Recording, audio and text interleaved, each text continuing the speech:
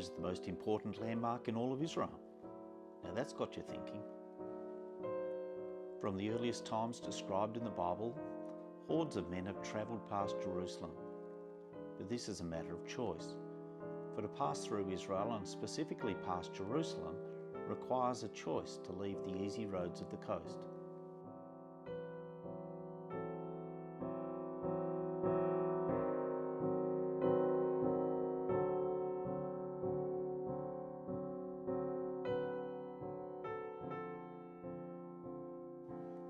Most men come to Jerusalem either for worship or for war, both events colouring the city's history since the earliest times. Abraham travelled a number of times along the narrow geographical ridge from Shechem in the north to Hebron in the south, and his legacy is remembered along that road, for both the Jaffa Gate and Hebron itself are named after him, Al-Khalil, the friend.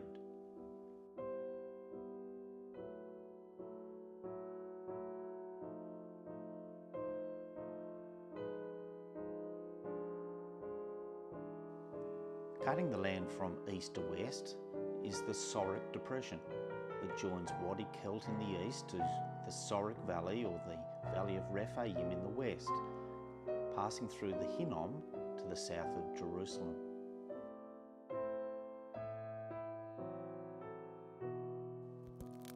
The Hinnom Valley was known in biblical times for its fires, both for the destruction of garbage and for the ghastly Phoenician practice of sacrificing children.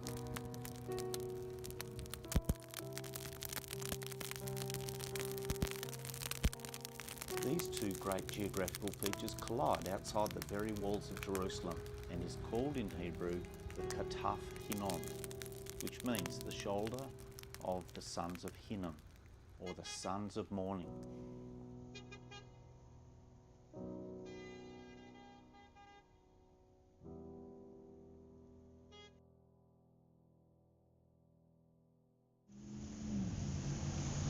Tucked away in the quiet recess behind the bathing centre is an archaeology site.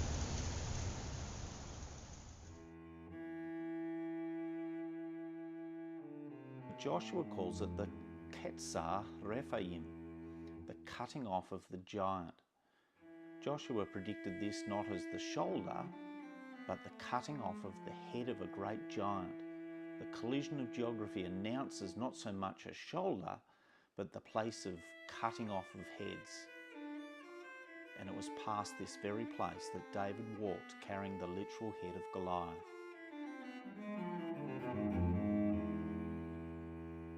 Giants represent legacies that stand tall against time, and the greatest legacy is death.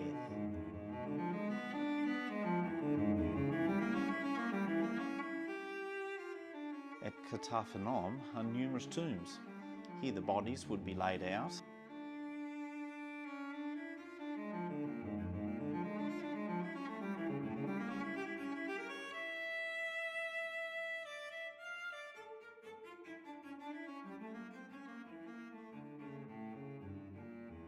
and after a time the remaining bones would be gathered into an ossuary or stone box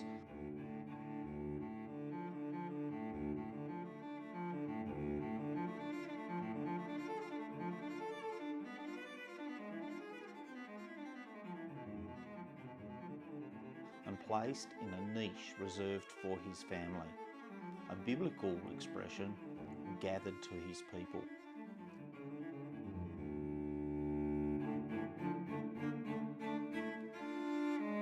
Other nations mark their dead by inscriptions.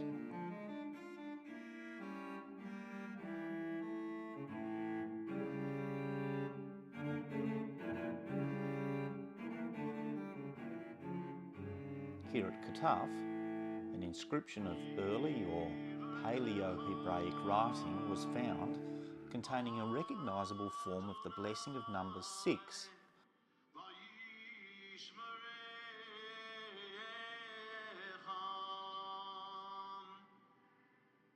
This was a form of the blessing of the high priest, which he made when he came out of the presence of God in the most holy place On the most auspicious day of the year, he would stand on the steps of the temple and bless the people of Israel with the words describing the face or sympathies of their God being placed upon them. And once every 50 years, he would then announce liberty for the nation. What does this message mean? Liberty from what? Well, the greatest bondage of all time is the captivity of sin and death itself. Imagine waking from death and never being touched by sickness again. Well, that's some sort of blessing and from some sort of place. Bye for now.